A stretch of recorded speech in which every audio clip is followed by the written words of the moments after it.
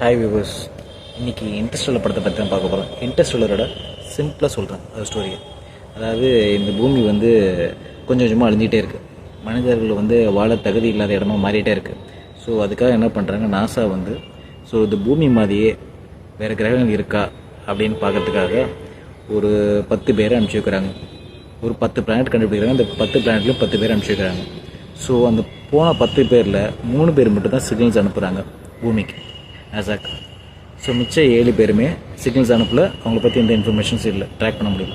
So அந்த 3 பேர் அனுப்பிச்சிருக்காங்க அப்படின்னா அங்கே வாழ தகுதி உள்ள இடமா இருக்குங்கிற மாதிரி அவங்க திங்க் பண்ணிவிட்டு அந்த 3 பிளானட்டுக்கு திருப்பி ஒரு குழு அனுப்பிச்சி வைக்கிறாங்க. அந்த 3 பிளானட்லேருந்து சிக்னல் வந்திருக்கு, நீங்கள் போய் பாருங்கள், அந்த பிளானட் வந்து இந்த பூமி மாதிரி வாழ தகுதி உள்ள இடமா இருக்குமா போய் பாருங்கன்னு அனுப்பிச்சி வைக்கிறாங்க நாசா டீம். ஸோ இது போய் பார்க்குறது தான் கதை. அங்கே பூமி மாதிரி வாழ்றதுக்கு தகுதி உள்ள இடமா அப்படிங்கிறத கண்டுபிடிச்சிட்டு வரது தான் கதை. ஓகேவா?